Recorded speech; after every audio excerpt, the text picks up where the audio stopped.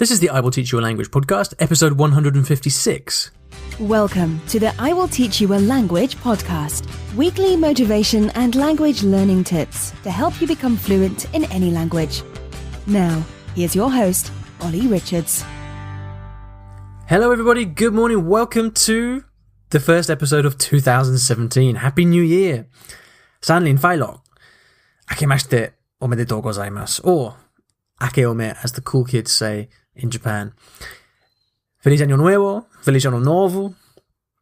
And there is so much coming. I'm so excited about so much stuff. I don't even know where to begin.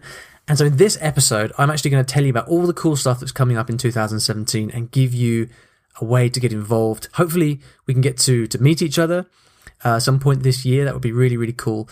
So I thought, what better way to start the year than to kind of lay out everything that's going on so that you can really make the most of all the great stuff that is going on these days in the language community. Before we get into that, a second to thank the sponsors of the show, and I'm looking forward to another great year with the wonderful italki on board as a sponsor. They help keep the show on the road. They have teachers of all shapes and sizes. You can get a free lesson. In fact, you must get a free lesson. It'd be crazy not to. You can do that by going to iwillteachyoualanguage.com/free lesson. Now, wow, where to even begin? Well, I'm going to do three things, I think. First of all, I'm going to tell you about some events that you should consider attending this year, some language learning events. Then I'm going to tell you about my own personal plans for the year, what I'm going to be working on with I Will Teach You a Language. And then lastly, I'm going to tell you, I'd like to thank some people who have helped me or inspired me or just generally been around for me over the last year and who I would like to publicly take the time to thank.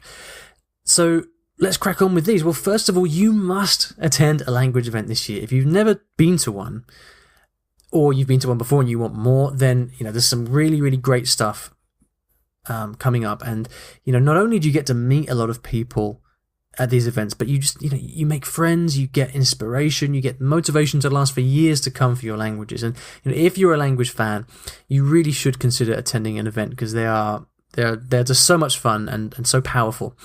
And there are three this year that you should consider talking. And I'm going to tell you about them in reverse chronological order. And so we're going to start in October, and then we're going to go to August, and then we're going to go to June. So why am I doing that? I'm not sure. But anyway, in October, there is the Polyglot Conference 2017, and this will be held in Reykjavik in Iceland. It's organised by my friends Richard and Alex. They always do a great job. So if you've never been to Iceland and you fancy it, then come and meet us. I'm not sure if the exact dates have been announced, but it's definitely in October, and you can find more information on the website. Before that, in August, from the 25th to the 27th of August, there is the Montreal Language Festival, which I'm actually helping to organise this year. I'm working with Steve Kaufman and Joey and Tetsu, who are the organisers of last year's event, and we're putting together something really, really cool for you guys. Me and Steve will be talking. We've got some very, very special guests as well there. Richard Simcott will be there. Stephen Krashen, for any of those of you who are language enthusiasts or language teachers, perhaps will have heard of Stephen Krashen. He will be there, I believe. Hope it's confirmed yet. I'm not completely sure, but anyway, that's definitely a great reason to come. We've also got Bella, who's you might have seen her on YouTube recently, a 4-year-old girl who speaks a lot of languages to a scarily high level. She will be there. She'll probably be 5 by then, I guess. She'll be there with her parents as well. So that's going to be really, really, a really, really great event. And Montreal is a wonderful city as well. So definitely consider coming to that. It's out of term time for you teachers as well, which makes it quite handy. Before that, then in June, from the 31st of May to the 4th of June, there is a Polyglot Gathering. Now this year it's changed and it's no longer in Berlin. It's now in Bratislava, so a different place for you to visit.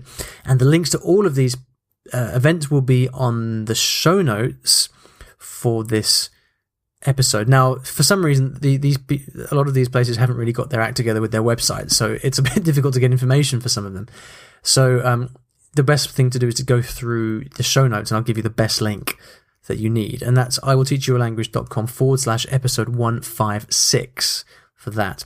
If you're in London as well, I run regular meetups for language enthusiasts. They're very, very cool. We have a lot of people come down. We just chat about languages and learning and other stuff. Have a pint of beer, make some friends. It's completely free, so please come and join us.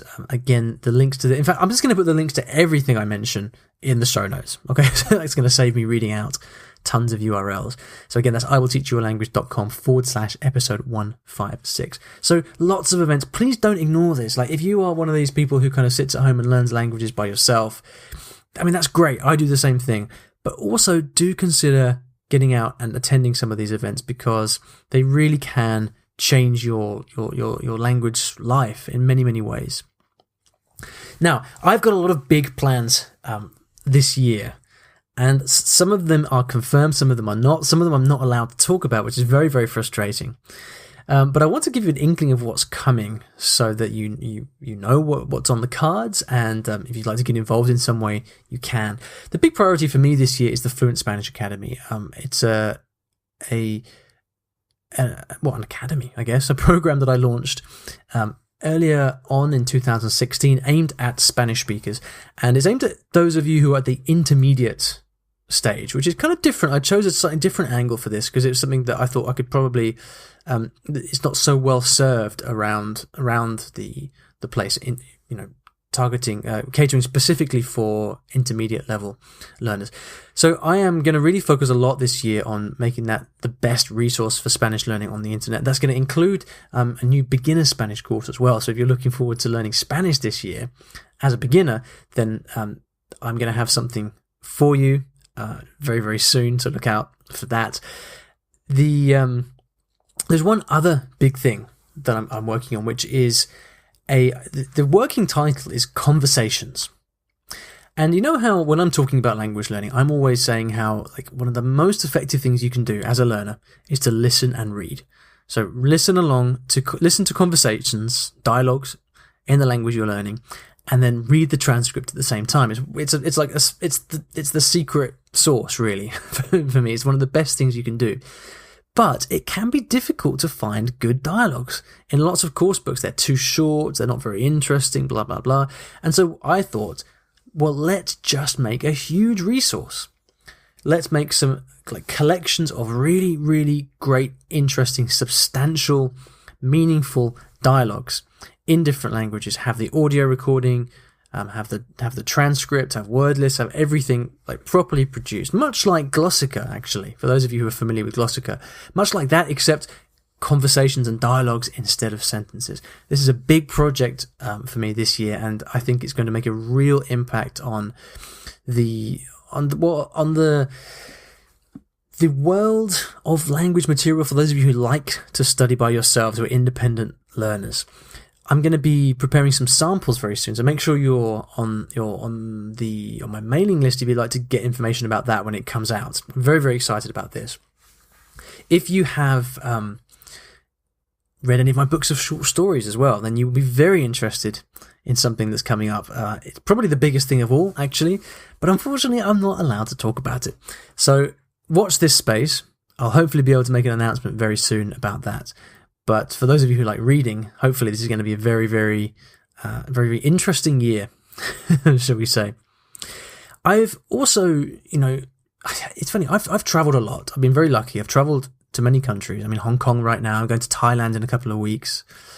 But I will be going back to London. And London is a place that, who was it that said, Samuel Johnson said, if you're bored of London, then you're bored of life. And I am very much subscribe to that view, and I want to do I'm kind of going to be settling more in London, I think, and I really want to do more to encourage language learning and foreign language appreciation in general in London. And so I'm going to be doing some things that are going to aim at helping that along. Now, we've had a difficult year in 2016, what with Brexit and various other things, and there is unfortunately a attitude developing in the UK which is very anti-immigration, anti-foreigners, even more than we usually are in this country. And I want to do my bit to try to counteract that. And so part of that idea was starting the Polyglot Pub, which is now a year old. but I want to do more. I want to do something that's going to be able to influence things in a wider scope. And one of the things that I've started doing for that is to document more of the languages that are in London. I want to document the real lives of real people who speak different languages in London.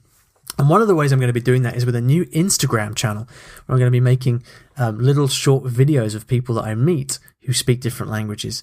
If you'd like to follow along on that, then you can open up your Instagram app and search for Languages of London. There's nothing on there yet, but there will be very soon. So definitely go and follow that channel if you'd like to get more information about that.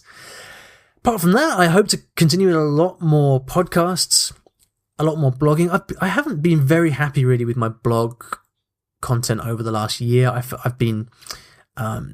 haven't done enough writing myself, so I'm going to be getting back on the horse with that, trying to answer some of the bigger language learning questions in good detailed blog posts.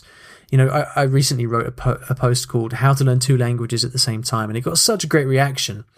People were sharing it and talking about it for some time, and I kind of realized I need to be doing more of that. It's what I always used to do, but I've got so busy recently that I've kind of stopped doing it. So I'm going to be doing more blogging. So definitely follow along on the website. Look out for lots of new things there. I've just published a brand new series on memory, actually how to memorize vocabulary in a foreign language. It's similar to the podcast series I did, but a bit of a different take on it. So you can find all of that over at iwillteachyoualanguage.com. Now, I'd like to thank some people who have really made an impact on me in various different ways over the last year or so. And there's many people here. I'm almost certainly going to forget some people as well, and miss some people out. So if you're not on the list and you think you should be, I really do apologize. It's not intentional. It's just there's a lot of people out there who I've been very grateful, very lucky to meet. And in no particular order, these people are, first of all, Steve Kaufman, who is, I would say, my biggest inspiration for language learning. I was very fortunate to meet Steve in Montreal last year. And he is a constant inspiration, and he's the person that I look to whenever I want language advice myself. I turn to Steve. So I wanted to say public thanks to Steve for being that inspiration for me. I wanted to thank Benny Lewis from Fluent in 3 Months for showing me what's possible and how to make an impact on the world using the medium of blogging and videos. Without Benny, I would not have started any of this. So very, very grateful to Benny. I'd like to thank Colin for helping me with everything related to the website and helping me reach more people around the world. I'd like to thank Khalif, a very good friend of mine, for her passion for Cantonese, for helping me in so many different ways. But in particular, recently helping me produce some really great Cantonese material that's going to be available very soon.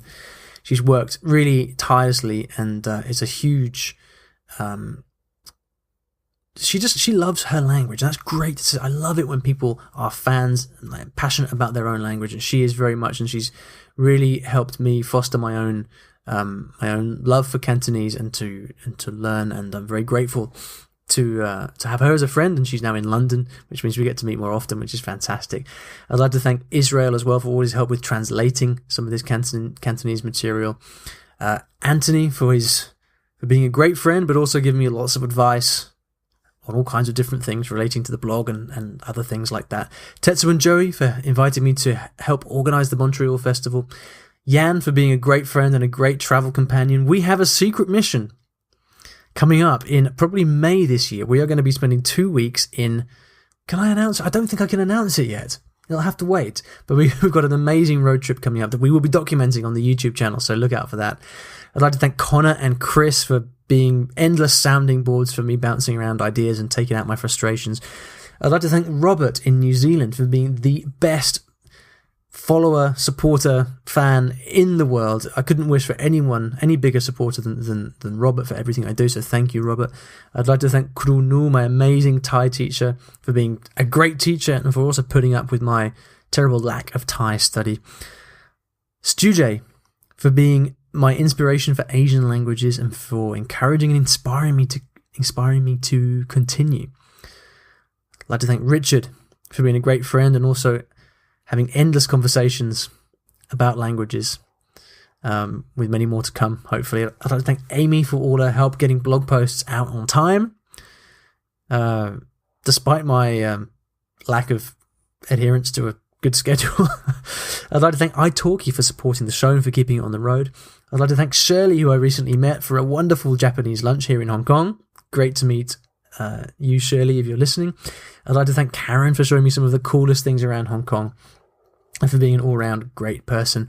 And I'd like to thank Dave as well for recently helping me manage an insane amount of email correspondence that I get and helping me do it more effectively and actually being able to reply to you guys because everything is just a little bit more organized. So that's it. And I'd like to thank, lastly, of course, you for being a great supporter of the podcast. We never get to see each other and I never get to hear from you, but I know you're there because many thousands of you download and listen to this podcast every single day. So thank you for listening. Thanks for your support. If you'd like to leave me a message on the show notes, you can. I read every comment. I reply to every comment that comes in. If you'd like to do that, or if you'd like to find any of the resources that I've mentioned in today's episode, you can go to iwillteachyoualanguage.com/episode 156. Here's to an amazing 2017. I hope we get to meet this year. Take care and have a great year of languages. Bye-bye.